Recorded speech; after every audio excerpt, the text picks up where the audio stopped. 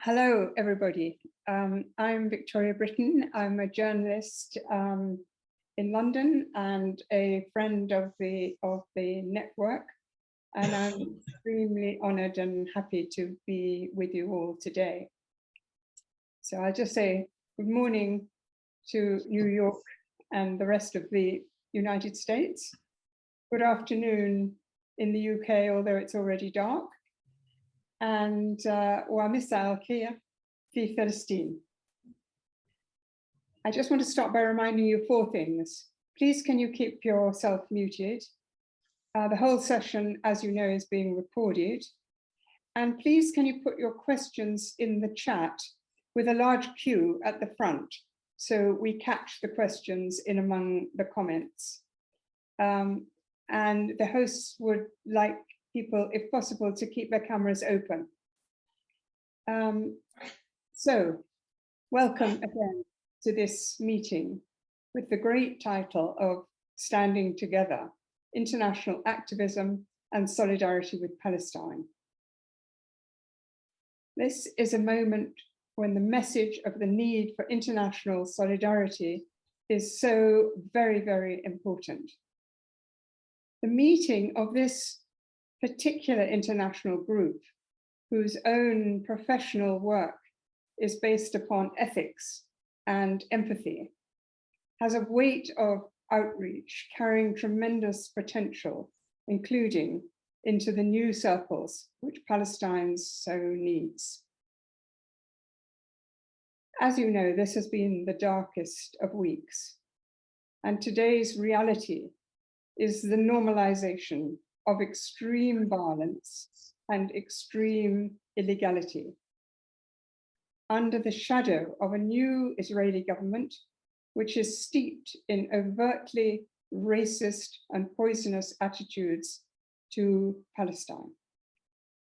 These are seen with ministers who call for stone-throwing Palestinians to be shot and for Israeli soldiers to have immunity for Palestinian deaths. You all know the names of who I'm speaking of. Even the United States government, who are great specialists in business as usual attitudes to Israeli outrages over the decades, even that government has expressed concern at the rapid extremist direction of travel and the threats it poses. However, concern has to be pushed much further into action, and that's our job, because civil society is the only force which is fired by morality and justice, and not by interests. So just to recap on this week's Israeli violence, we've seen 9 young Palestinian men killed by the Israeli army in the embattled cities of Jenin and Hebron, and in the villages of Kafar Ain, north of Ramallah, and Al-Mukhaya. In that last one, the soldiers entered the village in force, preparing to bulldoze homes. Youths and teenagers protested with stone throwing. And 21-year-old Raed al-Nassam, standing prominently outlined outside his home, was shot, 2 shots, a classic case of disproportionate use of force, captured on film and with many witnesses. Now this year up to now, 214 mainly young Palestinians have been killed, including 54 children. As in apartheid South Africa's last years, a young generation protesting flagrant injustice is targeted and traumatized in an attack on the society's future capacity, not to mention the fear and intimidation of today. And this week's new flagrant illegality, in addition to the home demolitions that I already mentioned, is the human rights lawyer, Saleh Hamouri, deprived of his Jerusalem resident status and facing deportation to France. Now, this can be a precedent which has already filled with fear many other Jerusalem residents who fear they can have the same future. You all know only too well the relentless, illegal Israeli attack on the 6 key human rights organizations that they have ridiculously branded as terrorists. Now, the work of these 6 is the backbone on which our solidarity work with Palestine depends. We stand with all of the 6. Now, we're going to start this meeting, which is dedicated to our dear late friend, Eamon McMahon, an enthusiastic supporter of this network from the start, and a wonderful host to many of us in a memorable meeting he organized in Dublin. So Arlene Healy, a founder member of the Ireland Palestine Mental Health Network, is going to give us a tribute to Eamon as the starting of our meeting. Thank you, Arlene. Thank you, Victoria. Instead of asking you all to take a minute's silence to reflect on the life of our fellow activist Eamon McMahon, who passed away in October, Eamon was first and foremost an Irish man who had a great love of Irish traditional music. I'd ask you to listen to this lament played by my husband, and it's called The Parting of Friends. And it'll last for about a minute, and I'd just like you to reflect on Eamon's life for a moment.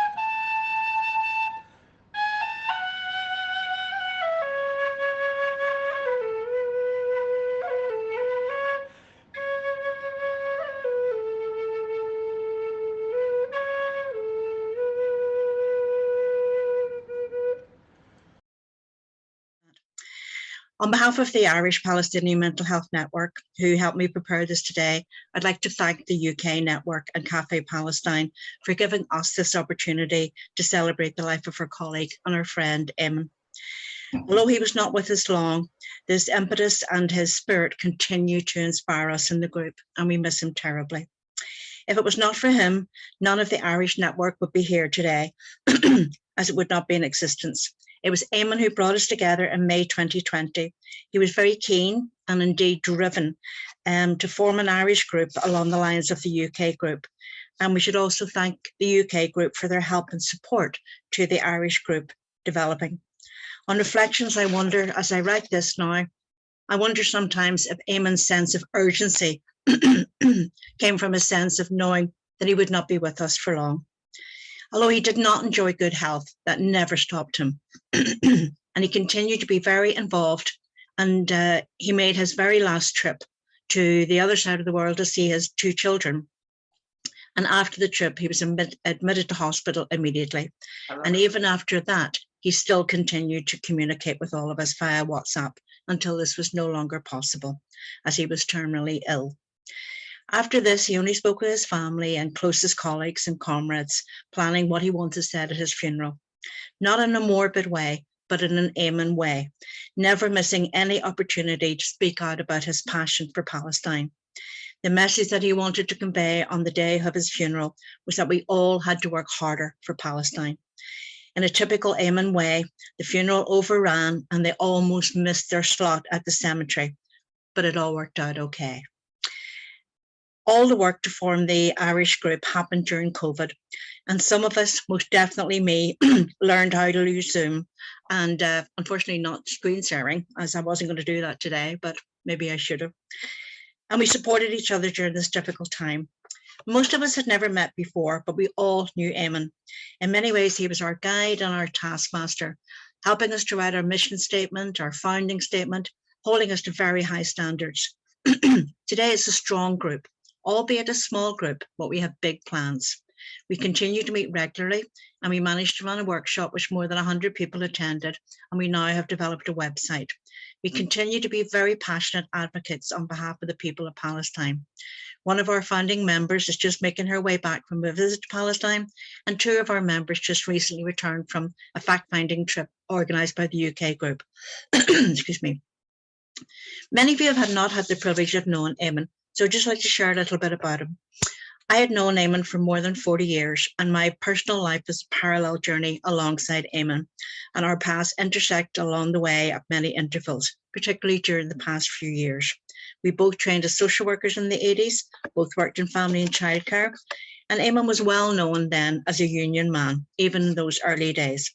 He campaigned tirelessly for our rights and those of the people we served. He was not always that popular with our management, but he never let that stand in his way. Truthfully, Eamon never let anything stand in his way. We both went on to take up posts in CAMS, and in the mid-1980s, and then in the early 1990s, we both went on to train as family therapists in the Mater Hospital in Dublin. It was an arduous clinical training programme, requiring us to travel to Dublin every week, but we loved it. We continued to work in CAMS in separate teams, but often came together. And in 1999, I opened the Family Trauma Centre as part of CAMS, and we saw the first family therapy posts in Northern Ireland, creating another challenge for Eamon to develop similar posts in the CAMS team he worked in. And he found a way to do that and was very successful. He also found time to campaign for infant mental health and set up the Association for Infant Mental Health in Northern Ireland. Again, he made great progress in bringing the Solihull approach to many key workers here. He influenced policy at the department level, and he's left a legacy behind. Finally, on the day I signed my retirement papers, I met Eamon outside the trust headquarters, and he was on his way to another meeting. And he asked about what I was doing. And when he learned he could retire early with a pension, he was off again on another challenge to do the same thing. And once again, he succeeded.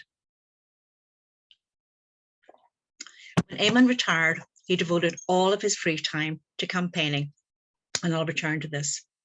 In his private life, briefly, Eamon married the love of his life, Anne, in 1985. She worked in the Children's Resource Centre, and I knew her from her wonderful work there. Eamon and Anne had 4 children, but unfortunately, sadly, Eamon lost Anne in 2014. She died very suddenly, and it was a great shock to their family and friends, and a great loss to Eamon, who looked forward to spending his retirement with her. Instead, he spent even more time working as an activist, dedicated to making Belfast, Ireland, and indeed the world a better and fairer place. He was involved in so many activities. In 2006, he co-founded the Trade Union Friends of Palestine. He brought the idea to the Northern Ireland Committee of the Irish Congress of Trade Unions, and they agreed to move forward on it. From humble beginnings, it's become the most recognised Palestinian solidarity platform for the Irish trade union movement. Eamon was the driving force behind so much of their groundbreaking work on BDS and Palestinian human rights. He was part of the Irish Trade Union Congress delegation to the occupied territories in 2007. He wrote some of their most significant reports and action plans and developed their Champions programs, bringing trade union activists to witness the oppression and denial of human rights firsthand. Eamon was active on a global scale. He was a founder member of the European Trade Union Network and was constantly organising events for the Trade Union Friends of Palestine. Eamon brought together his love of Palestine and a lifelong concern for the welfare of children when in late 2019, he organised the conference, Palestinian Children, Their Right to a Safe and Just Future. He brought together speakers from Ireland and Palestine. It was a brilliant conference, and that led to the start of the Irish Palestinian Mental Health Network. During the past few years, Eamon had grandchildren and enjoyed spending time with them as well. He was proud to be an Irishman and was dedicated to many causes. He had a holiday cottage in Donegal, and we had several meetings with the steering group from the top of a hill so he could get a signal. At other times, he stopped at a bar on the way and spoke from his car. As I've said, nothing stood in Eamon's way. We miss him terribly. We miss his passion, his drive, his strong opinions on many subjects, but mostly we miss him as a friend, and we will do all we can to continue his work and honour his memory. Thank you. Thank you so much, Charlene. That was really moving and definitely brought Eamon so clearly into our vision. So thank you so much, and your whole group for that. Right, so we're moving on to the sort of body of the afternoon, which are three rather exceptional presentations. The first one is Elizabeth Berger and Lemma Khoury, who are joining us both from New York. And their focus is going to be on international solidarity initiatives. Both of them are from the USA Palestine Mental Health Network and Palestine Global Network. And they importantly include collaboration on the campaign for the release of Ahmed Manasra and other child prisoners. Of course, Ahmed's situation breaks our heart and has done ever since we began to focus on it. So just to tell you very briefly about both of them, for those who don't know them. Elizabeth is a child psychiatrist, and she works as an activist with colleagues in Palestine, focusing on the impact of occupation on health and well-being. And Lemma is a Palestinian psychotherapist based in New York and one of the founders of Palestine Global. She has a private practice and is also a supervisor at the Arab American Family Support Center. And she comes into the field of mental health after a 14-year career in the United Nations, most of which she spent as a political affairs officer in the Department of Peace and Operations. So there's a very wide background. So I'd like to pass over to you two to speak one after the other.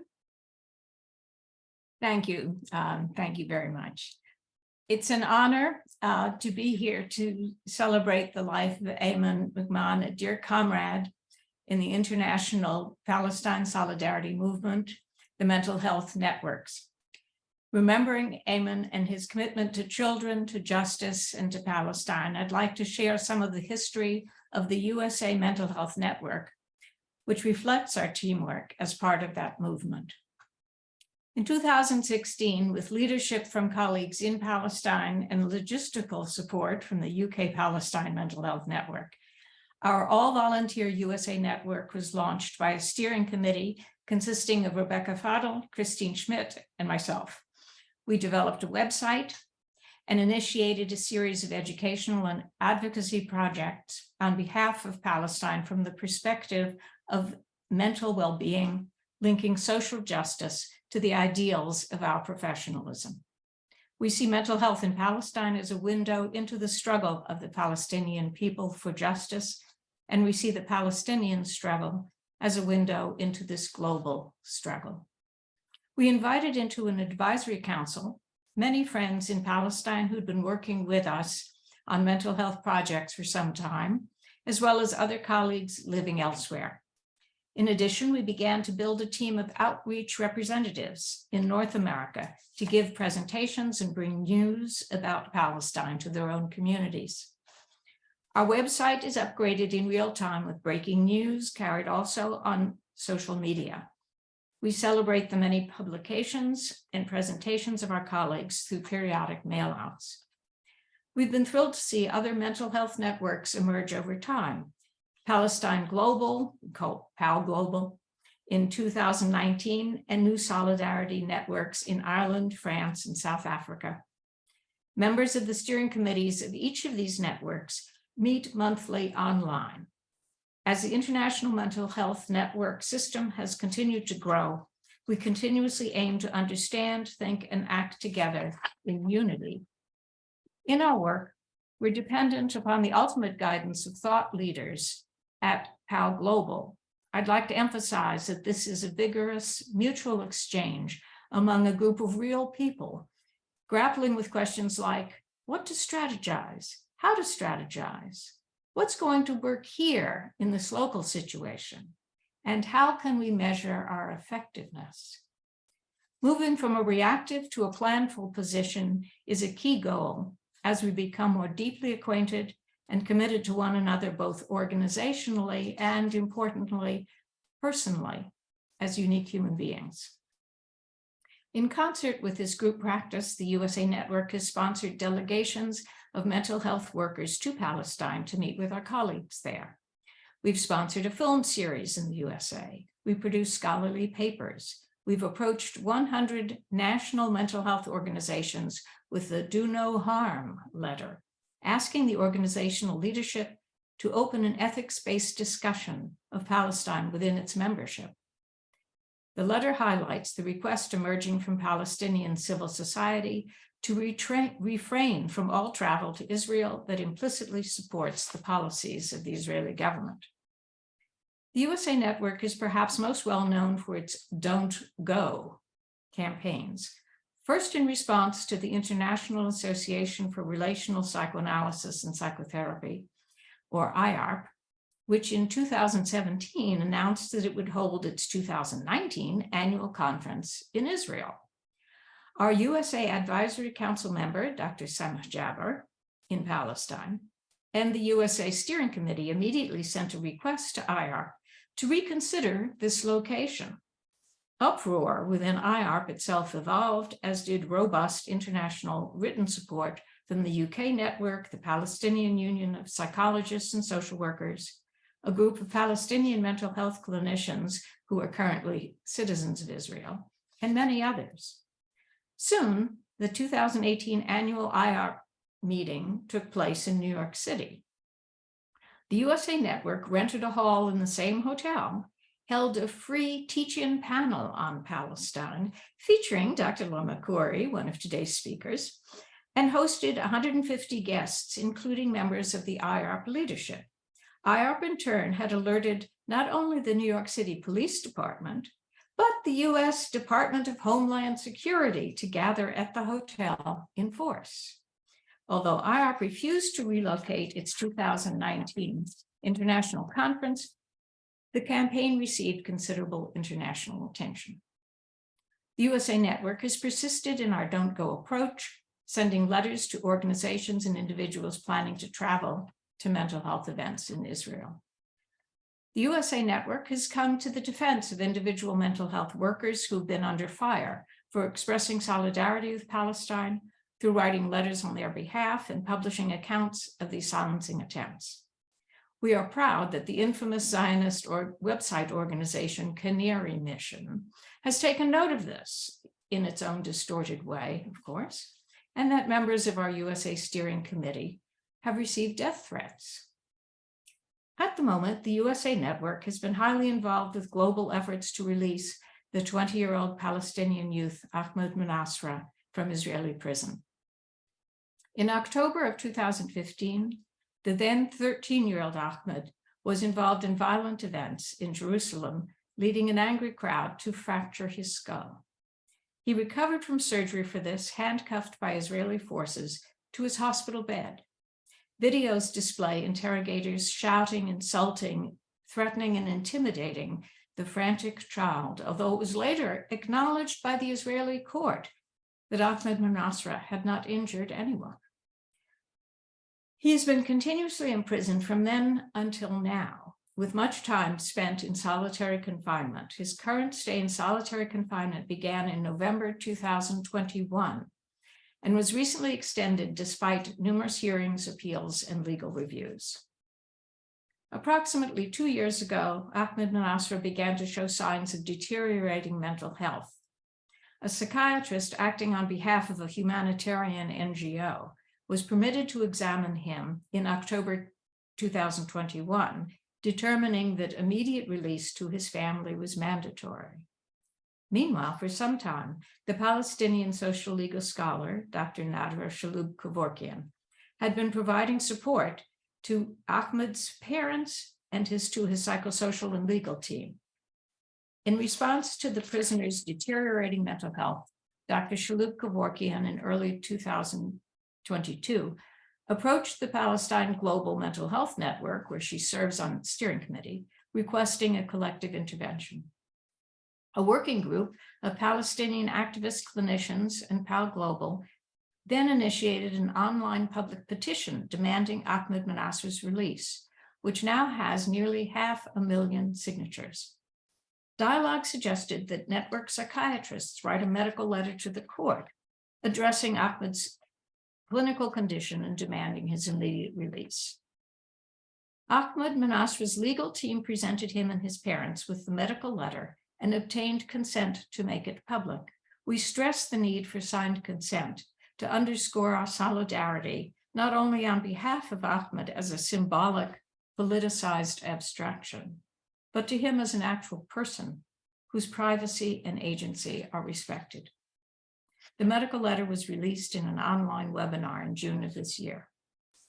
PAL Global then coordinated with the USA Network and other activists in the USA to hold numerous street demonstrations in the USA demanding his release. PAL Global also linked with the activist organization Rebuilding Alliance to arrange meetings between network clinicians and staff of the US Congress, asking them to contact key figures in the government of the USA and Israel to agitate for the release of Ahmed Manasser. Many online meetings took place between network clinicians, leaders at Rebuilding Alliance, and the staff of senators and representatives within Congress. Rebuilding Alliance then brought a delegation of American congressional staff members to Palestine, requesting to meet with Ahmed Manasser in prison. The request was denied by the State of Israel. Apparently, news of the situation traveling through the prison population itself led to a group of 50 prisoners forming their own movement, requesting that Ahmed Manasser be released from solitary confinement to the general prison population. The prisoners group states that it'll take responsibility for ensuring his well-being and protecting him, so that solitary confinement could no longer be falsely justified.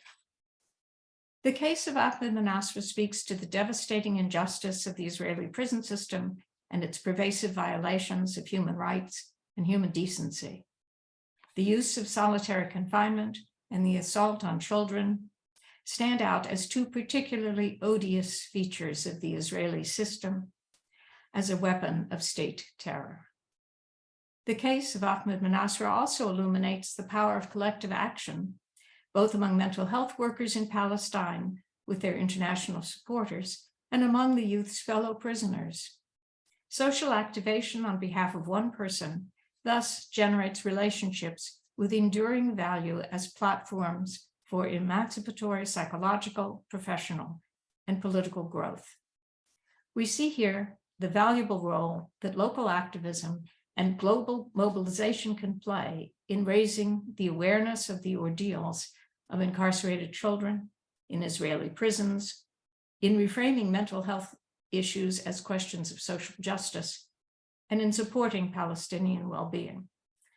Through international collective action and solidarity, the burden of local activism in Palestine is shared, but so too many useful lessons can be made known regionally and globally as aspects of the universal struggle for human dignity. I'd like to close here and turn proceedings over to our colleague, the activist scholar and friend, Dr. Lama Khoury, a member of PAL Global living in New York, who's been a key figure working with the USA Network for many years and a major architect of the Ahmed Manasser campaign in the USA. Thank you. Thank you very much, Elizabeth. Lema, are you there? Yes, I'm there. I needed to unmute. Thank you very much, Victoria and Arlene and Liz. Thank you so much for, for this wonderful, comprehensive talk. Let me say I'm very moved and truly honored to be asked to speak on the memorial of comrade and friend Ayman McMahon. Before beginning my talk, I want to acknowledge that I'm speaking to you from New York City, which is part of the traditional territory of the Lenni Lenape called Lenape Hawking. I acknowledge the Lenni Lenape as the original people of this land, and I also acknowledge their continuing relationship with their territory. The indigenous people of the land are its past, present, and future stewards. It is important to recognize, however, that land acknowledgement is not decolonization. Decolonization is getting the land back. With that in mind, I want to quote the NTN collective on how the Palestinian struggle relates to decolonization here on Turtle Island. They write, and I quote, "Just as we fight and organize to reclaim land here on Turtle Island, our Palestinian relatives fight and organize to return to the land and for the land to return to the people." End of quote. In one of the last exchanges I had with Ayman, he asked, and I quote, "How do we keep going? How do we persevere as activists committed to freedom, justice, and dignity for the Palestinian people?" End of quote. This talk is my attempt to continue the conversation with Ayman. It is also an homage to his memory and the love and commitment he had for oppressed children, particularly in Palestine. When hearing the question, how do we keep going, the logical retort is, why would you even ask? I would like to delve into the hurdles Palestinian activists face and will end my talk with my personal response to Ayman's important question. So, one is at risk of giving up the struggle when we see that our efforts are not bearing fruit, that the Zionist state acts with impunity, continues to violate international law, and terrorizes our children, while the powers that can make the difference look on silently. Ahmad Manasra is not the exception to the rule. Instead, his case is an integral part of a vengeful and retaliatory colonial system that detains approximately 500 to 700 Palestinian children every year.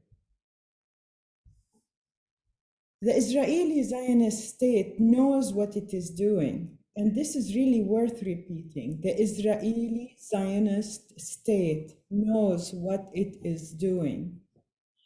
Under the pretense of security, they force our children to live in death zones, in a constant state of terror, deprived of basic rights that allow for the healthy development of the human child. By doing so, the Israeli occupation force works to systematically crush the spirit and soul of Palestinian children, thus doing its best to destroy the future of the Palestinian nation. This settler colonial policy was described by Professor Nadira Shalhoub-Kevorkian as unchilding. Now back to Ayman's question, why would we consider giving up? When it comes to Palestine, it feels as if we live in George Orwell's 1984 novel. Any criticism of Israel is considered anti-Semitic, basically a thought crime, to use Orwell's language, as if we are forced to use newspeak, which limits our words and our ability to think critically, or else we are threatened by the thought police. Consider, for example, the Canary Mission, which Dr. Liz Berger mentioned. For those who don't know, the Canary Mission is a secretive political organization that uses its website to engage in attacks against college students, tenured and untenured faculty who dare advocate for Palestinian rights. Canary Mission's tactics threaten students' rights to pursue an education and undermine the employment prospects of those whom the website targets by name. So, why would we feel discouraged? Perhaps because it feels that Zionism is on steroids, as Nadia Abul Hajj is quoted as saying. Consider the fact that Zionism is now espoused by evangelical Christians and Muslim Arab leaders alike. We live in an era of what MacPhail called electronic colonialism, where the subject does not necessarily need to live in the metropolis of the colonial power to encounter their phobogenic self and to know the part of themselves that attracts racialized phobic hatred and anxiety. What other than denying the rights of the Palestinian people, desecrating the sacredness of the Al-Aqsa Mosque and the sanctity of Jerusalem would give them the badge of a good Arab? To use Professor Hatem Bazian's terminology, a Zionist Muslim, worthy of the admiration and support of leaders such as Biden and the likes. When it comes to the Palestine liberation movement, it feels as if mainstream media is yet another occupier that should be held accountable for the damage it does. Palestinians are treated in the media as if they are not alive and are not publicly grieved, to use Judith Butler's language. Should Palestinian lives have been more grievable, there would have been an effective social policy, or at least an internationally backed resistance movement. Instead, whereas for most nations, resistance to military and settler occupation is considered by observers to be a birthright, for the Palestinian, it is a crime. So against this backdrop, how do we keep going? Well, let me share with you what my friend and colleague Yuad Ghanardi once told me about crossing the checkpoints and the humiliation that entails. She said, and I quote, "When I arrive home, I would brush the dust off my clothes, clean the mud of my shoes, smile, play music, and go on with pride and determination. This is how I keep going." End of quote. We Palestinians are formidable people. We survived over 74 years of a continuous catastrophe. Outside Palestine, we helped build nations, developed economies, and changed worlds. In Palestine itself, we continue to live, dance, sing, love, and nurture one another, while also fighting for our freedom and dignity. Although confronted daily by the most powerful army and the only nuclear power in the region that is supported by the only superpower on the planet. Ben Gurion is quoted as saying, "The old will die and the young will forget." But, dear Ayman, the young have not forgotten, and the old continued their struggle until the last breath. The old did indeed die physically, but their narrations, their keys, and their homes remained. Their children, grandchildren, and now great-grandchildren have not forgotten and will not forget. They will continue to hold the torch of their ancestors and are steadfast on the path to freedom. A long walk, perhaps, but desperation is a luxury we can't afford. Freedom is the only path, and this is what we all learned from Ayman. Perhaps Israel is the strongest army in the region, and perhaps also Zionism is on steroid and the hurdles we face seem endless. However, all this has not crushed the solidarity movement. We, the Palestinians, are not alone. We are holding hands with other activists and fighters on the path of liberation, from North America to Kashmir. a mode of affective solidarity, as the Kashmiri scholar framed it. The Kashmiri scholar Aether Zia framed it. Dear Eamon, I keep going because of people like you and members of France, Ireland, UK, and USA Palestine mental health networks. Individuals who witness, acknowledge, and act. I would like here to name members of the steering committees of the networks. They are individuals who support Palestine in every sense of the word. They do not hesitate to donate their time, risk attacks, and defamation.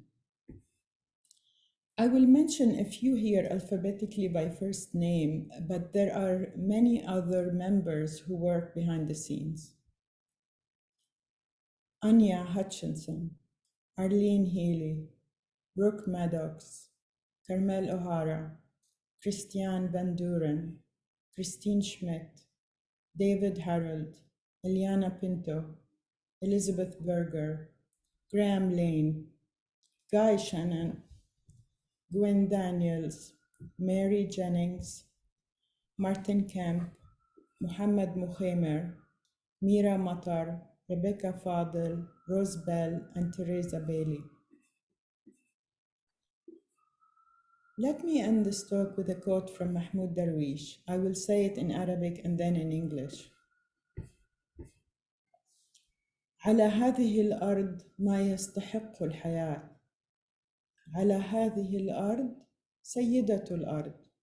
أم البدايات، أم النهايات. كانت تسمى فلسطين. صارت تسمى فلسطين.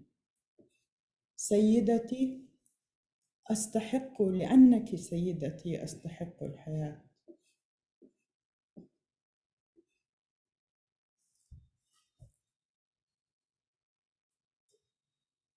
We have on this land all of that which makes life worth living. On this land, the lady of our land, the mother of all beginnings and the mother of all ends. She was called Palestine. Her name later became Palestine. My lady, because you are my lady, I have all of that which makes life worth living.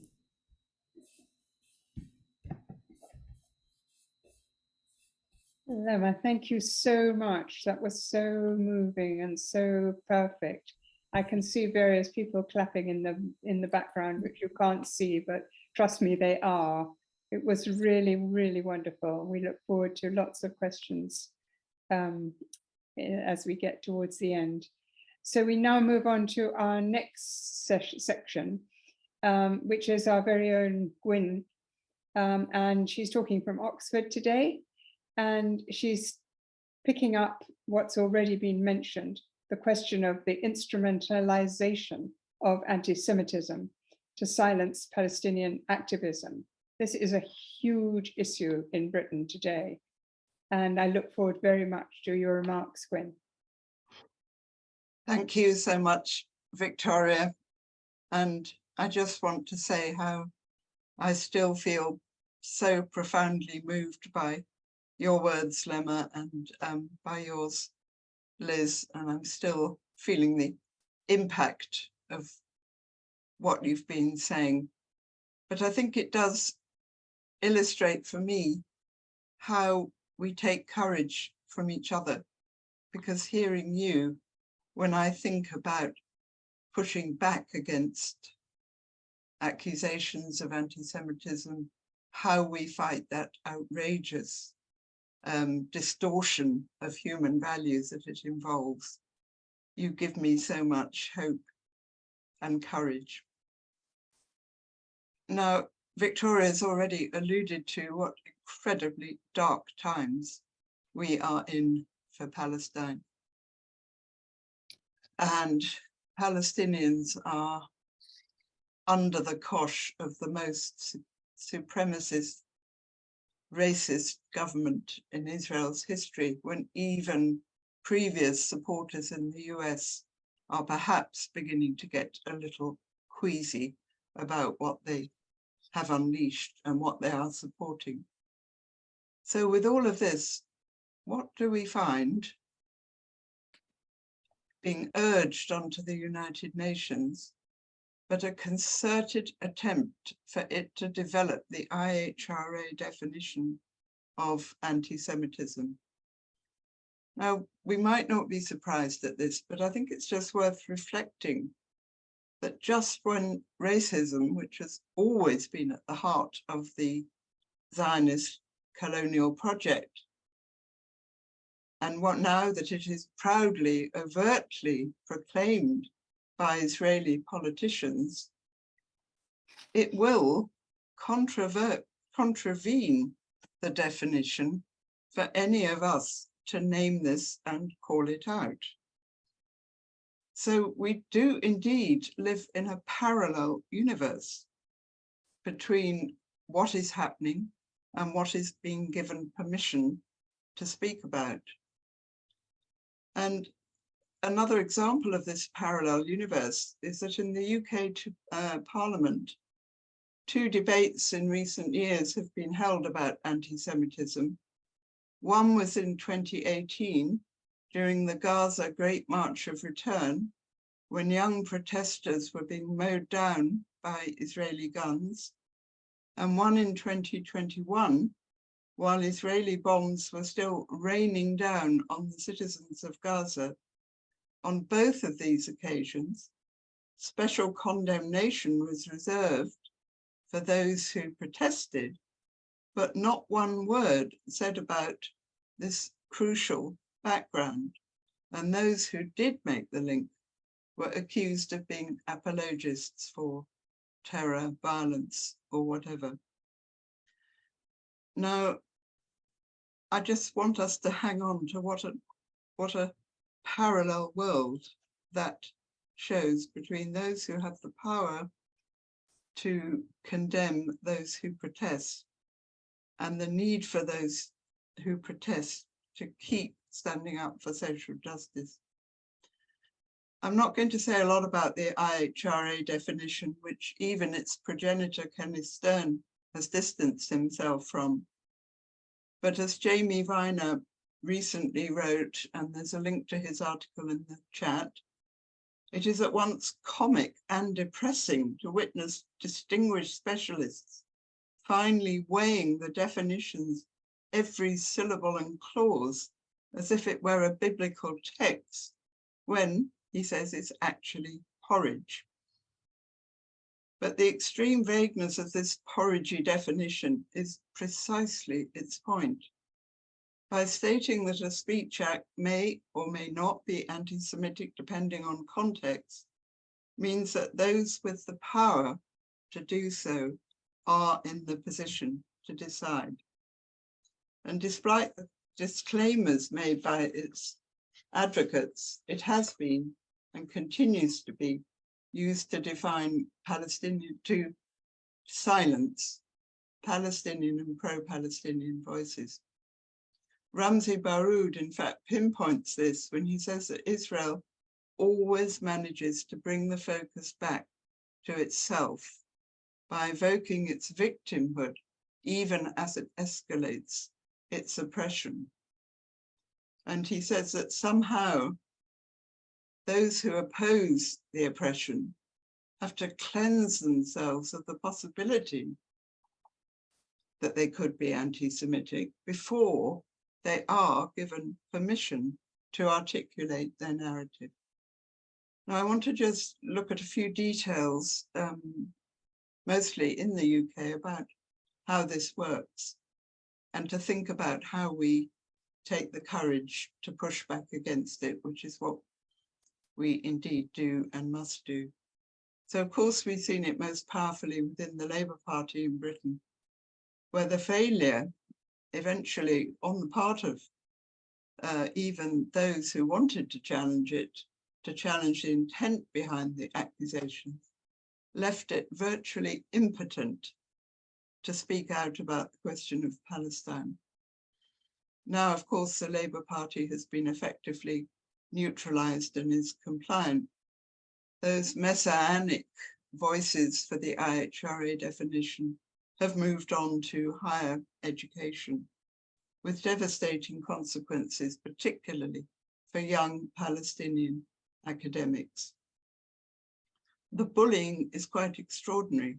So Gavin Williamson, who was then the Secretary of State for Education, wrote to all vice-chancellors of universities, threatening that unless they adopted the definition, they might lose their funding. Now we see these ongoing attacks on young Palestinian scholars, such as Shahad Abu Salama, who spoke at a Cafe Palestine about her experience.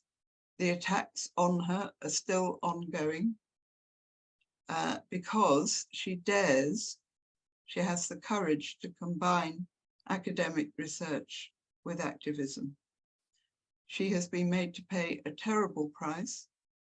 And the thing that she says that sustains her is the love, support, and solidarity that she experiences from a whole range of activists.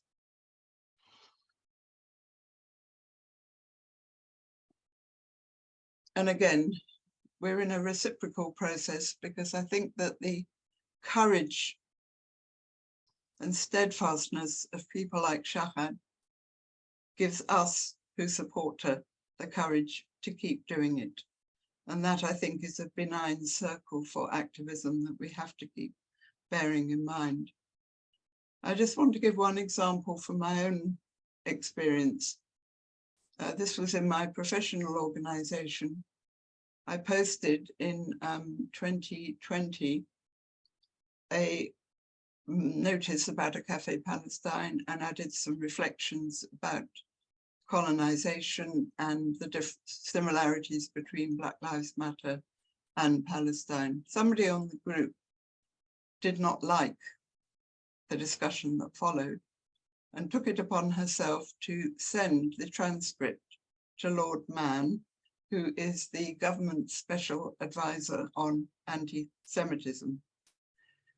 So this was a private conversation between professionals sent to a government employee, who then wrote to our chief executive saying that what I wrote was contravened the IHRA definition, contained anti-Semitic tropes, etc., etc. So I wrote to him and said, unless you provide evidence for this, I will ask you to withdraw it. This is deeply insulting. He failed to do that. He didn't reply. So what do I do? And that's one of those points where you think, we cannot let this go. This is a level of intrusion that is completely unacceptable. So finally, I complained to the House of Lords, because he's a member of the House of Lords, Commissioner for Standards. And rather surprisingly, she took up the case and investigated it. And there followed a sort of semi-judicial process, at the end of which she said that he didn't really have a case to answer. What was interesting was that she exonerated him on the grounds that he wasn't directly accusing me of anti-Semitism, but that he had been sufficiently vague that I might have misunderstood him. I then appealed to the House of Lords Conduct Committee. This was quite a saga. And again, they upheld the Commissioner's report, but significantly, they wrote that his action was inappropriate, which went rather further than she had said. But somehow, when the final report came out, that word was removed. I can only assume it was at his insistence. So, hey, this is how power works. The whole report is in the chat line, so anybody who's interested can see it. So I think one of the issues that came out of this was how do you decide when to push back? It takes a lot of time. You may not succeed, as indeed I could probably say I didn't. However, it also did take a lot of his time. and he had to, he ended up submitting 51 pages of response to my complaint. But there are a couple of things I want to highlight about the way these things work. One is the very slipperiness of the IHRA definition means that accusations can be made, which can be career destroying, but when we push back, somehow we're told that this is only advisory, and of course it isn't really a legal definition. Another feature, which I think is a really important one to hold on to, is that Mann built his argument against me about the distress caused to the person who complained to him because of the subject matter. It was, he argued, an assault on their Jewish identity rather than a political disagreement about Israel-Palestine. And this elision of Jewishness and the matter of confronting Israel's actions is both very common. It comes up in all the interferences around the use of the IHRA definition, and it's extremely dangerous. In my organization, I've had questions raised about whether presenting work with therapists in Gaza might lead some members of our professional community to feel uncomfortable or marginalized. I need hardly overemphasize the racism implicit in the assumption that speaking about the suffering of Gazans is somehow triggering to Jewish colleagues. And it is, of course, extremely insulting to them. Now, the organization UK Lawyers for Israel actively invites students who feel uncomfortable with the content of lectures to come to them for support. And in that, they also say, if you're uncomfortable about anti-Semitic or anti-Zionist content. One example was a demand they made to remove one of our dear colleague, Samach Jabber's papers off a reading list on a course at Brunel University. And only a coordinated campaign from both the USA and the UK networks and BRICUP, the Committee for Supporting Universities in Palestine, intervening with the Vice Chancellor, succeeded in getting this decision reversed. Likewise, UK Lawyers for Israel and the Board of Deputies of British Jews have intervened to get school history textbooks changed to make them more Israel friendly. And again, a massive campaign. So I think for me, the important thing is to be extremely mindful of how power works, but also to know that the power of the collective can, when it's activated, really be effective. We also can see that there's no limit to the scrutiny and meddling of these organizations, which are well funded, in a way which I think somehow mirrors the surveillance within the Israeli state, within the state, that the state of Israel inflicts upon Palestinians.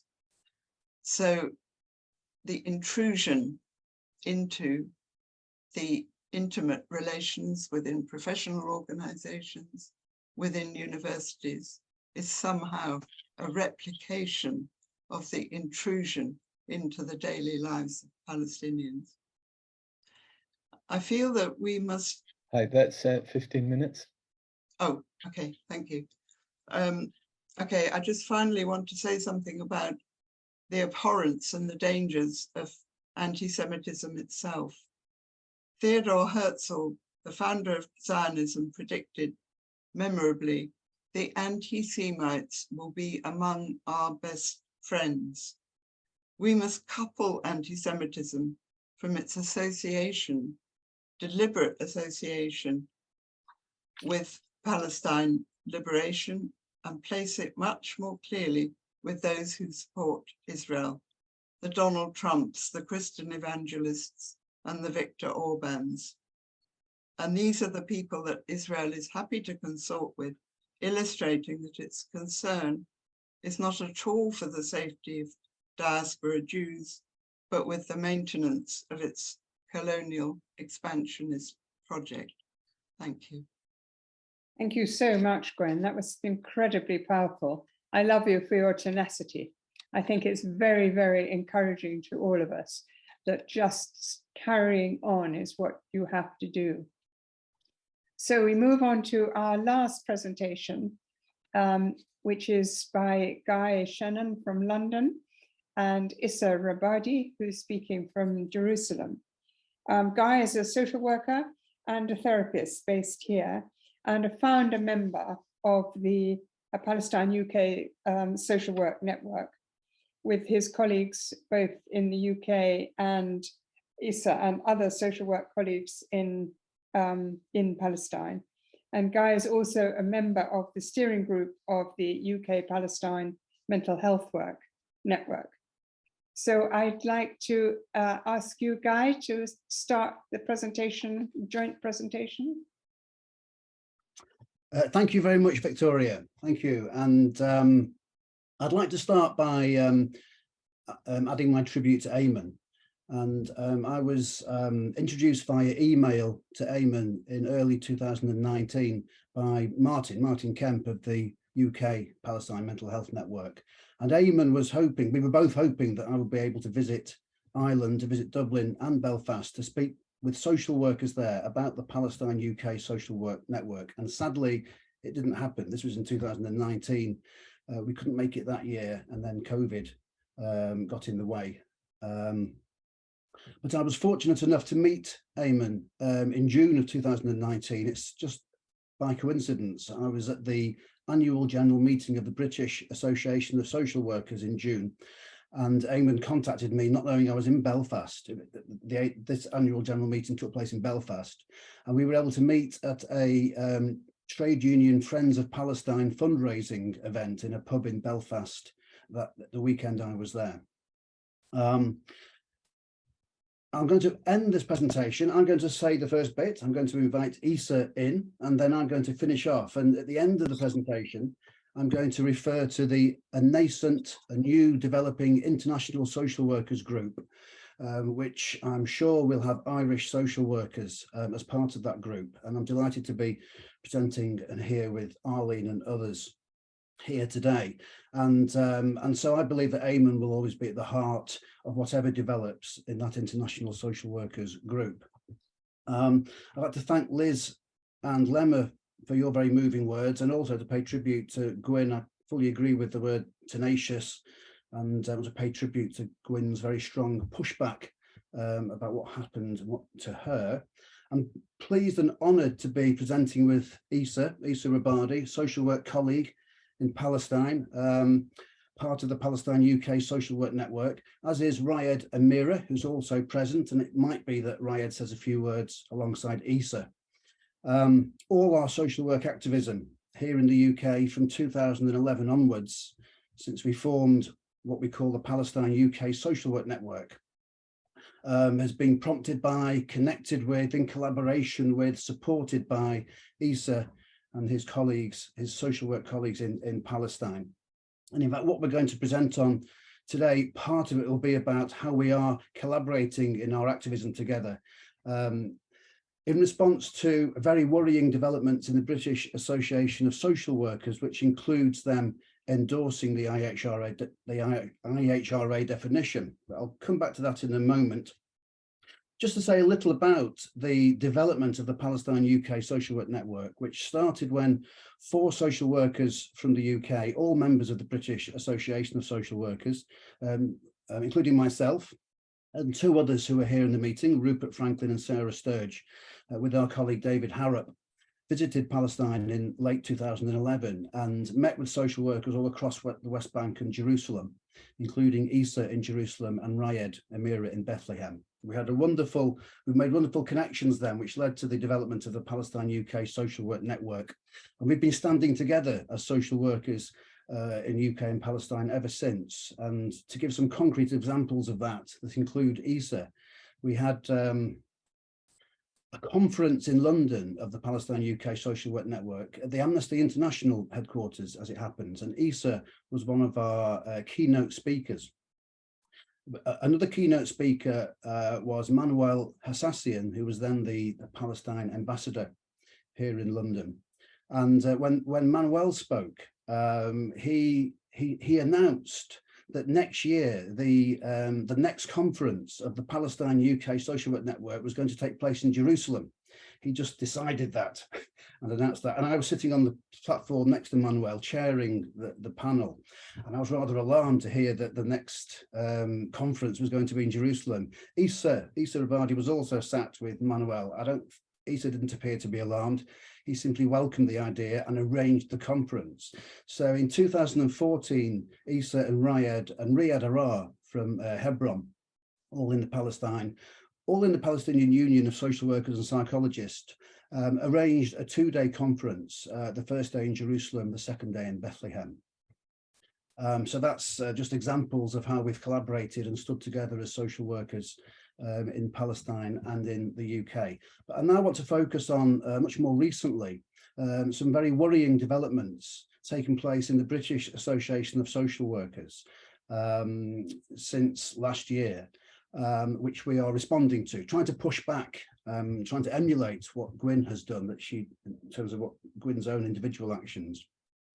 The first of two worrying developments was a podcast which BASWA published in October last year, called, as part of a new series of podcasts that they published called Let's Talk About Social Work. And they made a podcast called Challenging Anti-Semitism in All Its Forms, about 50 minutes long. And within this podcast, they talked about Palestine and Israel and managed to conflate anti-Semitism with anti-Zionism. They also smeared Palestine solidarity activists generally by one of the members of staff at the British Association of Social Workers, BASWA for short, who said something like, anyone who chants or shouts free Palestine is adding to a rhetoric of calling for the destruction of Jews worldwide. They also smeared specific activists very prominent activists here in the UK, including Jeremy Corbyn and Ken Loach. The second worrying development was in January this year when BASWA announced its endorsement of the IHRA definition. As far as I know, the only professional association in the UK that's done such a thing, and as far as I know, the only national social work association in the world that has done such a thing. So why on earth has it done such a thing? There seems to have been an Israel Zionist lobby at work. So we've been responding, we've been mobilizing in response to the podcast. We've made a complaint about the podcast, and we've taken that as far as it will go. We've also made the complaint public, and I'll be putting some links in the chat after our presentation, including the link to the podcast and the link to the complaint. As a result of this, they have actually removed a couple of the offending comments. This is nowhere near sufficient enough, but they've taken out the comment about people who chant free Palestine, and they've removed very offensive comments about Ken Loach. Many of you will know of Ken Loach, the famous filmmaker, advocate for social justice and for Palestinian human rights. They've actually removed the offensive comments about Ken. With the IHRA definition, we've been in communication with the leadership of BASWA, the chief executive and the chair. We actually invited them to come to the Café Palestine, at which Shahad Abu Salama spoke, which was back in February. And the chief executive actually came to that Café Palestine. We're not sure how much that impacted on her. We put a motion to the annual general meeting of BASWA AGM in June. We also have been working with the Social Workers Union, who's a sister trade union of the BASWA Professional Association. And the Social Workers Union take a much different position. They are very supportive of Palestinian human rights, and they made a statement saying that they did not endorse the IHRA definition. Our motion to the BASWA AGM and the Social Workers Union statement led to some very unpleasant tweets, things being said on social media, some very personal attacks, including Islamophobic attacks on my good friend and colleague, Abid Quinn Aziz, who's a social worker and head of the Cardiff University social work course here in the UK. He's been part of our mobilisation about this over the past year. The motion, there was a procedural motion at the BASWA AGM that our motion not be put, and it wasn't put. So the IHRA definition is still being endorsed by BASWA. Our motion was for that to be suspended pending a full consultation of the membership. We're still working on this. We're still advocating with BASWA, and we are receiving support as ever from Issa and his colleagues in Palestine, who wrote a letter, an open letter to BASWA about their endorsement of the IHRA definition, explaining as Palestinians, why this was why they should not have done this. We've also got that was also made public, and I'll put a link to the Palestinians' open letter to BASWA in the chat as well. So having mentioned that, and very appreciative of our Palestinian colleagues supporting us in this campaign here in the UK, I'd like to now hand over to Issa to take on what our Palestinian colleagues have been doing. Thank you, Guy. Thank you, everybody, especially for thanks for the UK Palestine Mental Health Network for allowing this the meeting to take place. And in this occasion, of course, I believe that I would continue actually from where Guy's stopped, but also I would like to take it to a little bit bigger, or the bigger picture, tackling the issue from the perspective of oppression and oppressed and oppressors struggle, where we believe as Palestinians and as social workers, psychologists, and professionals here, that it's like the Palestinian cause is not a unique cause, it's not a center cause that is a unique case, it is part of the whole oppression struggle that we all need to contribute, to fight back, and to consider while contributing to the solidarity with the Palestinian people and the Palestinian cause. Going back, I know that we are short in time, so I will focus on the two major issues about the solidarity contributions, starting with the PAL UK network that, as Guy mentioned, started early in the beginning of 2012, maybe 2011, something like this. And we contributed to have this network as a sort of solidarity network between Palestinians and UK, but also with the global social workers in order to bring up things into the overall dialogue and the overall global discussions. As I said, going back to the open letter that we sent to the British Association of Social Workers based on their statement against anti-Semitism, that was based on the International Holocaust Remembrance Alliance, IHRA, anti-Semitism definition. We were very clear that that we have a sort of responsibility to challenge oppression on any basis, including age, capacity, civil status, religion, all of that. So we believe that anti-Semitism and all kinds of discrimination and oppression must be debunked and combated. It's like no expression of hatred for Jews or as Jews or any other group should be tolerated anywhere in the world.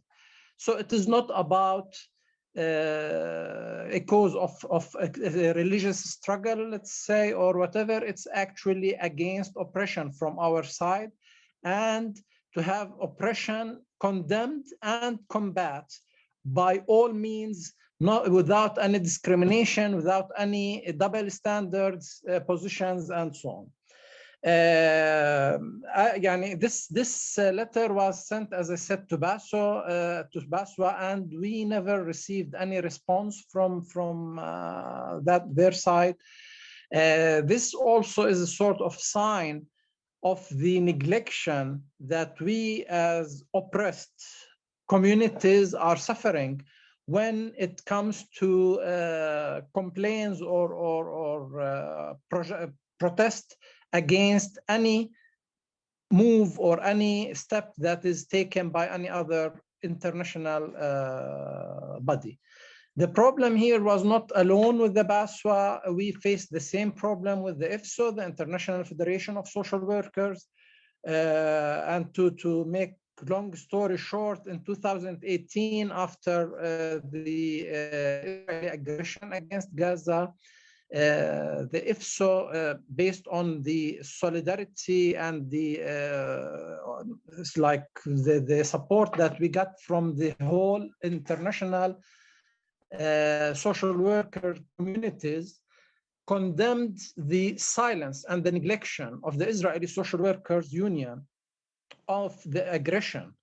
Not only that, I mean, some of the officials in the union, they supported openly the aggression, and they were like in sympathy with the soldiers that are actually participating in the oppression. So we, in 2018, as I said, the IFSO condemned this silence and neglection.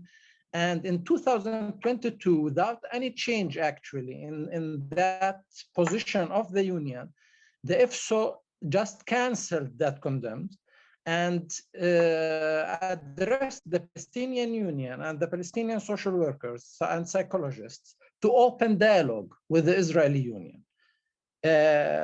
My response to that point, I remember in the conference that Guy just mentioned in 2013, for one of the participants who asked me if we are willing to have an open dialogue with the Israeli Union. I said any professional union that is committed to the ethical of the social work and the profession in general, we don't have any problem in open dialogue with. But having in mind that the Israeli Union members are part of the aggressive soldiers that are actually committing the oppression against the Palestinians, whether in Gaza, the harsh and violent oppression, or in other areas where we have soft, let's call it soft aggression, they are part of it. So if that is the case, you can't expect from a Palestinian oppressed social worker or psychologist or even people to open dialogue, regardless of the fact that the other part of that dialogue is actually committing the crimes and the aggression against you. So, and I mean, we have hundreds of examples of martyrs and imprisoned social workers, psychologists, and in addition to other children and women and elderly that, and even mentally disabled people that were shot dead without any reason, and actually it was not condemned or set aside the accountability, but it was not even condemned by the Israeli Union. So actually, we open like a sort of open discussion with the IFSO at the moment.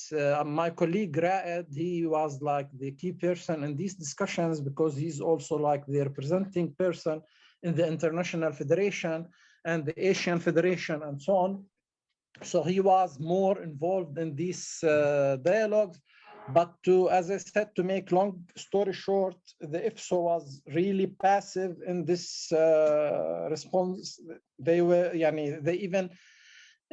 published the Israeli Union letter that is calling for dialogue with the Palestinian Union, but refused to publish the Palestinian Union's letter that responded to that letter and that explained as I just explained now, why the Palestinian Union is not involved in such a dialogue, and what should be done by the IFSO and the international solidarity and the international community actually, in order to make such a dialogue a success and possible.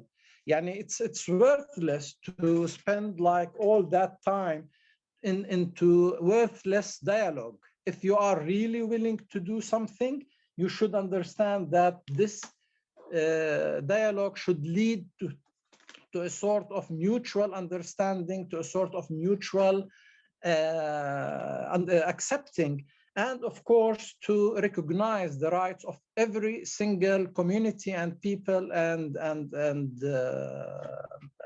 like community in the world to have their right in self-determination, but also in dignity and to stay alive. This is one of the basic issues that we are not able to do. I will make the last statement here, as I said, and my colleagues that brought in the examples of Ahmad Manasra and the examples of the Gwen brought something about the anti-Semitism, shrinking spaces. It's not happening only in Palestine. And it's solidarity. It's not about solidarity with the Palestinians. It's about solidarity between all those who are oppressed and who might be oppressed against the shrinking spaces and the oppression that is practiced by all the political powers in the globe. So we have to be all together fighting back such shrinking spaces in everywhere, including the Palestinian cause. This is what I have here, and I will give back to Guy. Thank you very much for hosting me for this time. Thank you. That was 20 minutes, by the way. Thank you, Graham. Thank you, Issa. Okay, if I can just finish off, the letter that the Palestinian Union of Social Workers and Psychologists sent to the International Federation of Social Workers that Issa mentioned, I've also got a link to. So I'm going to put a series of links in the chat. This is the letter that they asked to be published on the International Federation's website, which the International Federation refused to do. Partly because of that, and because of Riyad Amir's actions in sending a whole series of emails this year about various atrocities happening in Palestine to a whole range of social workers that Riyad's been emailing, that's galvanized a small group of social workers at the moment from the UK, Canada, New Zealand in particular. I'm sure there'll be social workers from elsewhere who'll want to join this. I'm going to also put my email address into the chat. This is a brand new group. It's very much coming about because of what Issa's just been saying, because of the actions of Riyad. The concerns about Basra are mirrored by the International Federation of Social Workers. So we want to develop our activism, from the UK and stand together with social workers all around the world. So that's our presentation. Thank you very much. Thank you so much, both of you. That was tremendously interesting. And I'm sure there are a lot of questions will be for all of you. I'm just going to start by asking questions in the order that they've appeared. And the first one is from Teresa Bailey from the UK network. How do we find ways of being proactive as well as reacting to the abuse of the regime and the support of its allies? I don't know which of our speakers would like to. It's a great big question.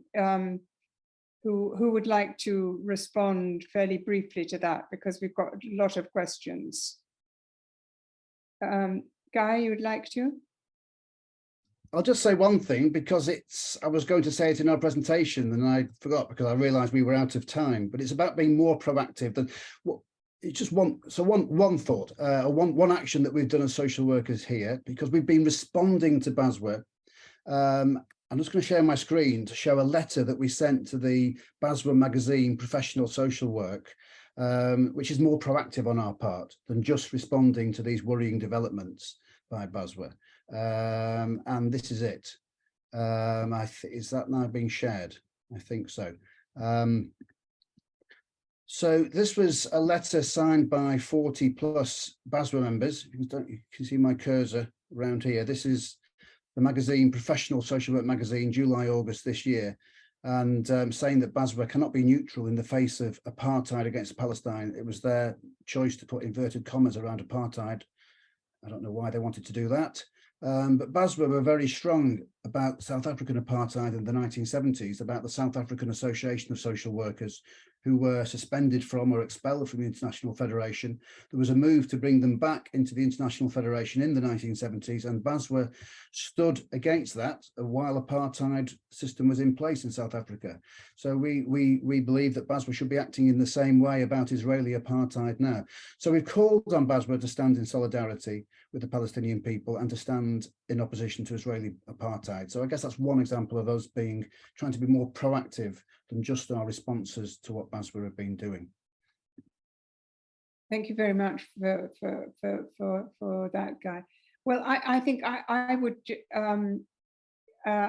just like to say in response to Teresa that I think everything that we heard from Liz in particular in her first presentation was all about incredibly proactive activities, and you know, Gwyn too with her you know, dogged pursuing the House of Lords. So I think, and everything that you and Issa have said too has all been very reactive, very active rather than reactive. So we'll come back to that if any of the speakers want to respond to it. But I'd like to just go on with some more of the questions because I don't want to run out of time. So Brooke has said, since we're talking about standing together and reaching the ignorant and the unconvinced and so on, it's putting pressure on international political influencers seems of the utmost importance. I wonder whether if Lama and Gwyn want to say a word about the actions for Palestine they've undertaken in the direction of the US Congress through the US organization Rebuilding Alliances. If that's a quick response, Lama and Gwyn, can we just take that from you? Sure. Okay. I'm not quite sure what the question is exactly. So we met with Brooke. So the one, you know, also Liz was very active. I should add, Liz Berger was very active with Rebuilding Alliance. We reached out to many Congress representatives, I mean, tens of them, but it clearly didn't make a difference. In Palestine Global, I should mention, we are hunkering down and trying to take a larger view of what we can do to kind of cooperate with other activists in the US working for Palestine. It's a PAL Global initiative that just started like last week to okay, how best to do this, because sometimes, you know, it feels as if we work very hard and it's not having an impact, such as, but the other thing, I mean, I should say very quickly, with Ahmed Manasra, we could say, well, he's still in solitary confinement, we failed, but we also could say we have almost 500,000 signatures, everybody knows Ahmed Manasra, you know, Liz, myself and Liz's husband, Mark, and also Christine Schmidt, we would go with the banners of Ahmed Manasra in the streets of New York, and people started knowing him. So in a way, there is success here. You know, you asked for a quick response. No, thank you.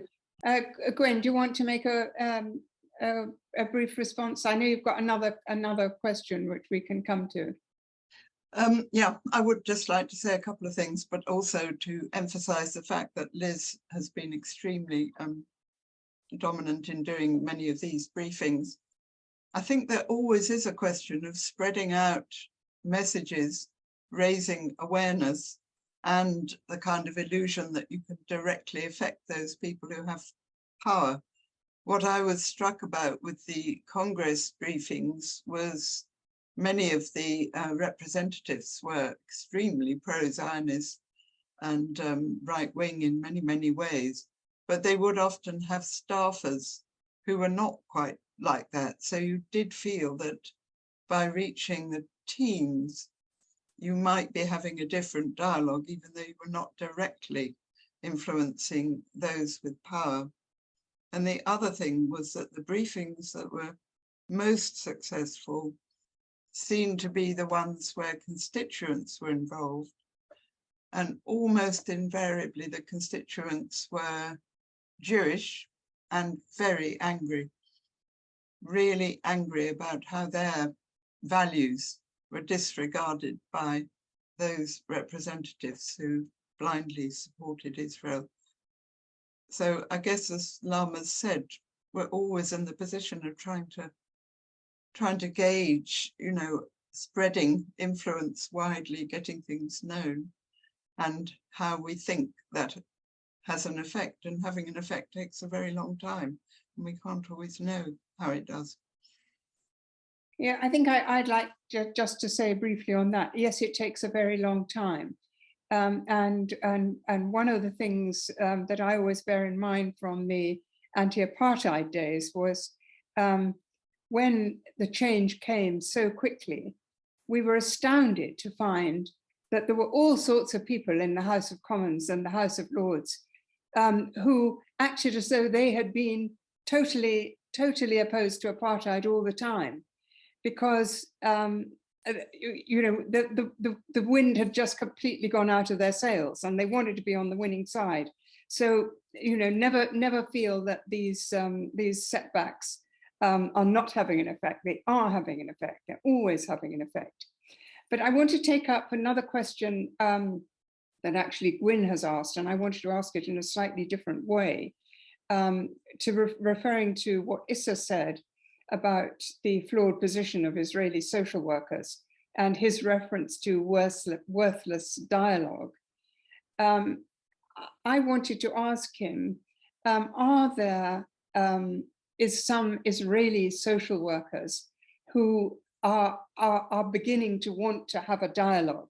I'm thinking of breaking the silence, you know, which I think is always such an interesting case of you have, you know, people who've been doing terrible things in their youth all over the West Bank and Gaza, and they make their own journey to join the people that they were oppressing.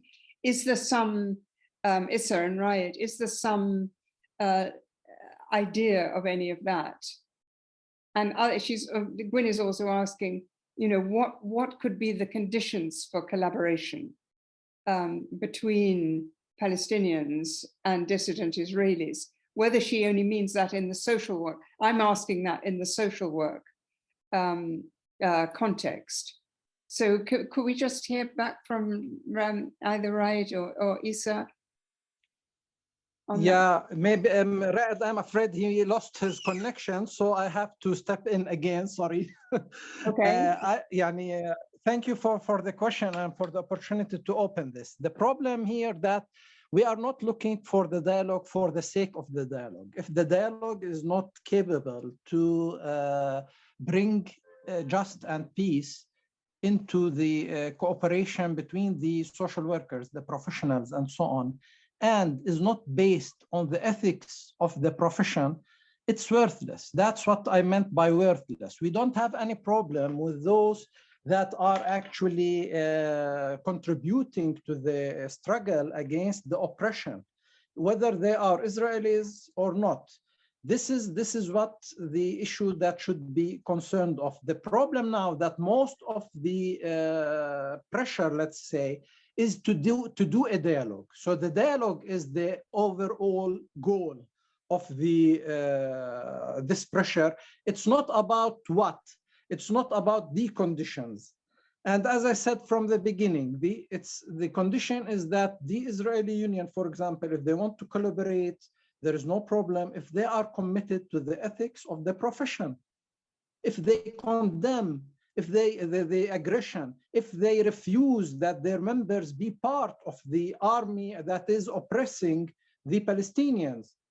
If they are doing so, at least on my personal level, I would say it would be more than welcome to have this dialogue. But if to do a dialogue just for the sake of a dialogue, this is the problem that we are facing. And that's why I'm always, and as I said in the beginning, we as all, not as Palestinians, but as all supporting and in solidarity with all oppressed people all over the globe, should understand this point and should work toward having the dialogue for the sake of the communities rather than the sake of the dialogue itself.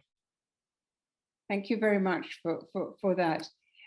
Just on the same, in the same social work area, Guy is asking me to invite social workers who are interested in being part of International Social Workers for Palestine. Can you please look in the chat and see Guy's email, which is guyshannon@gmail.com, but it's down there in the chat.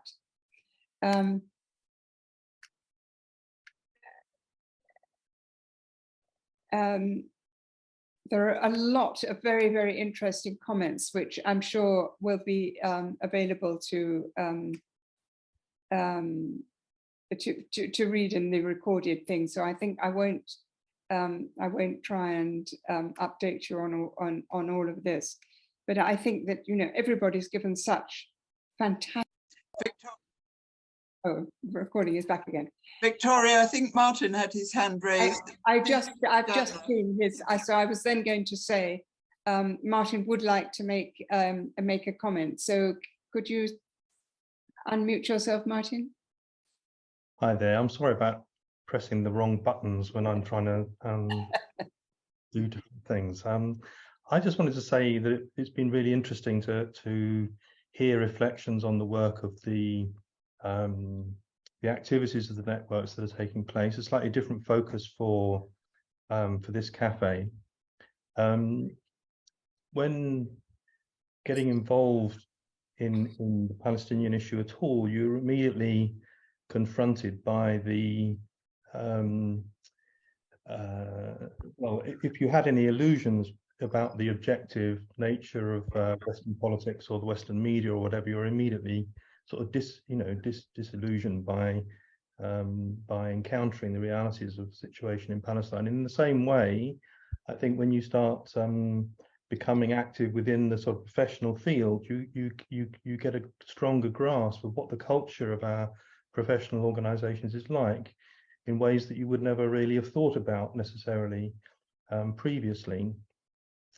And so there's always a question. I remember the very first founding meeting of the UK network in 2014, when Andrew Samuels sort of declared that we were in for a terrible, difficult time because 80% of psychotherapists supported Israel.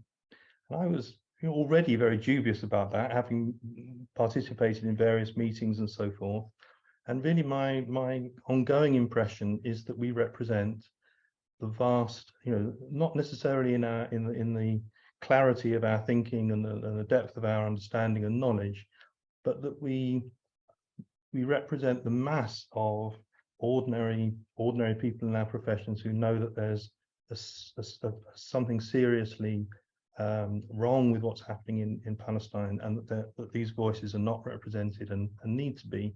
But what we come across as well is just how authoritarian the actual organizational structures of our professions are, and how difficult it is to access members, to open conversations, in the way that Gwyn's been describing.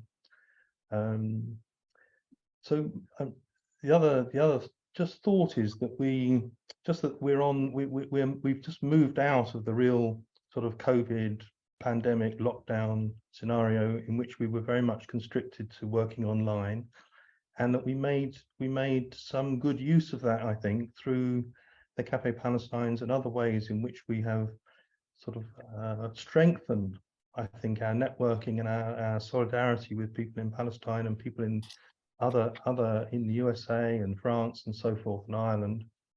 But now we're also now I think moving forward, I'm just thinking about, we're moving forward into the era where there'll be more opportunities to be active in face-to-face meetings and conferences and the rest. And it was inspiring. I was quite inspired by the seeing the photographs of the United States. I get told off by my wife if I call anyway. United States activists on the street with pictures of Ahmad Manazra and so forth. A few weeks ago, we had our first leafleting of a conference in central London, in which we again had the impression that the great majority of people who were attending this conference were warmly supportive and grateful, really, that we were there and distributing literature and so on. So I don't really have a question, actually. I'm just commenting on how useful and warm this meeting has been. And I'm looking forward to seeing how we're going to develop our work on a national and international basis into the future. Okay, thank you very much. I think we're going to run over a little bit because there are still several questions. Guy would like to respond to Teresa's question about the NSPCC. Can you just do that quite briefly, Guy? Yeah. Yes, sorry, I'm unmuted. Yes, I was looking to see if I could share a file in the chat, and I'm not sure I'm able to.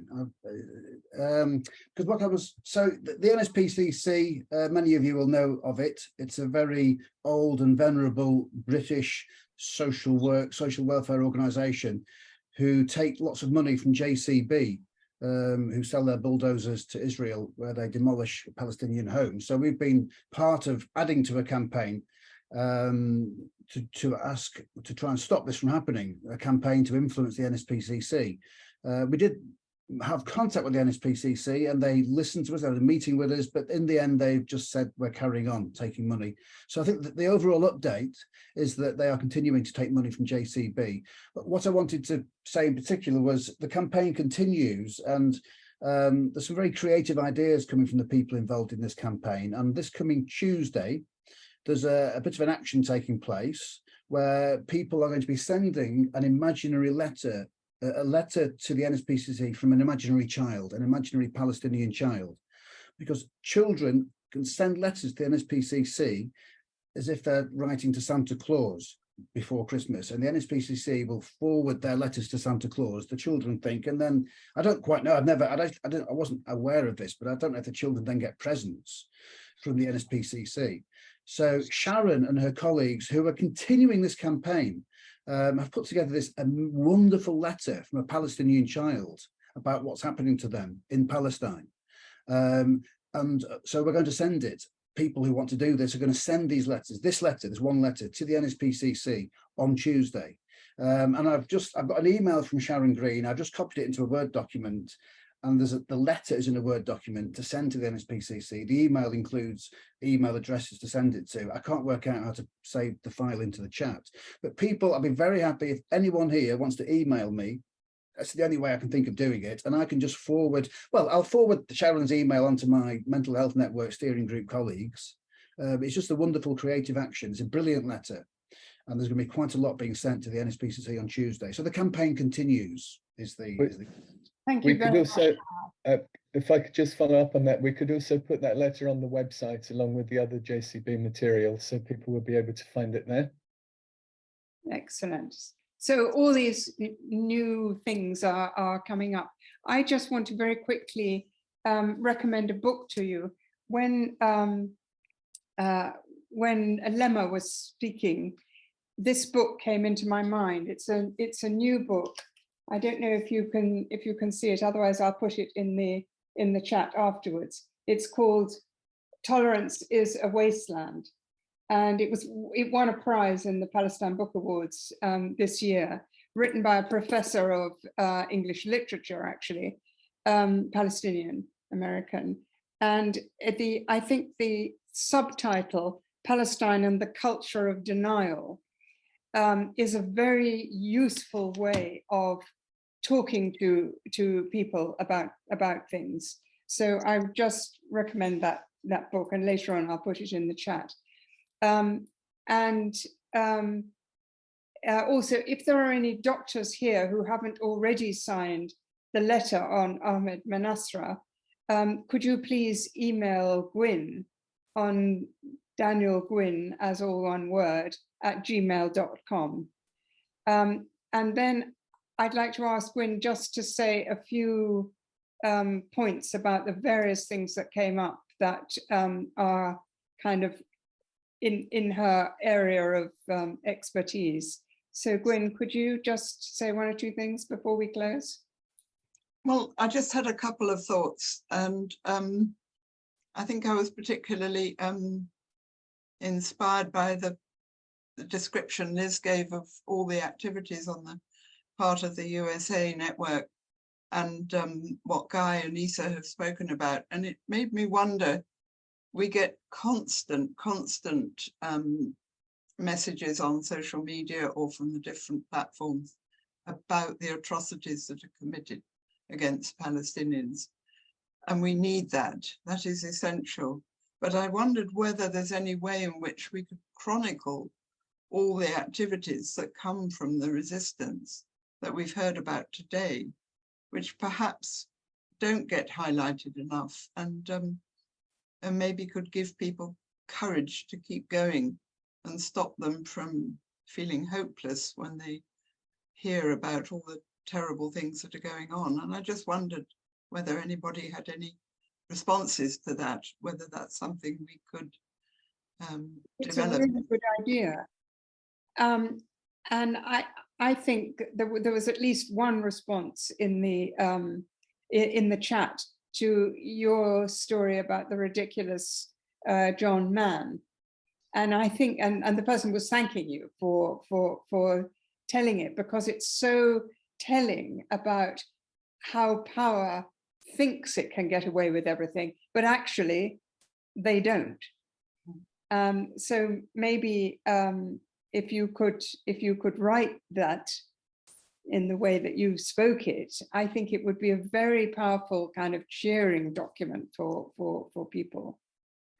I think it would be good to have all our documents. If I can just come back, sorry. I have just to let you know that I have tried about 3 publications. The last one was Middle East Eye. They accepted it, and then their lawyers said it wasn't safe to publish. So I haven't given up, but I'm looking forward to another publication. I'm quite sure you haven't given up.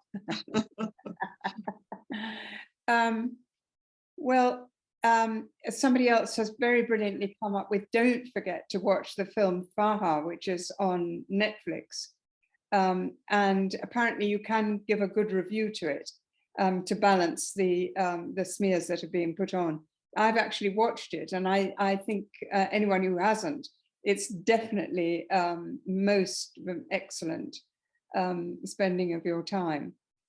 And I would like to say for myself, I think this session has been so incredibly strong and moving in different ways from so many of all of the speakers in different ways, that I think I'm sure that we're all leaving here uplifted, despite everything that we've said about the darkness of the moment. We're still here, and the resistance against the darkness is very strong. And in the end, it is civil society in whatever form it comes. Every move forward is a win for us, even if it doesn't seem like it now. It will be a win. So I would like to thank all our speakers, each of them with their unique contribution, which are really, I'm sure, will remain in all our minds. But if any of the speakers want to say anything before we close, please do so. Lena, Liz, Well, Issa, Guy. Yes, please. Well, just you know, so I am Palestine. I represent Palestine Global. There are many members who wanted to be here but couldn't, like Rana Nisashibi, Razan Quran, and others. And I just, you know, every time like I go on Cafe Palestine or see the faces or meeting, I'm so deeply moved. You know, I left. I grew up in Jordan. I left in the 80s.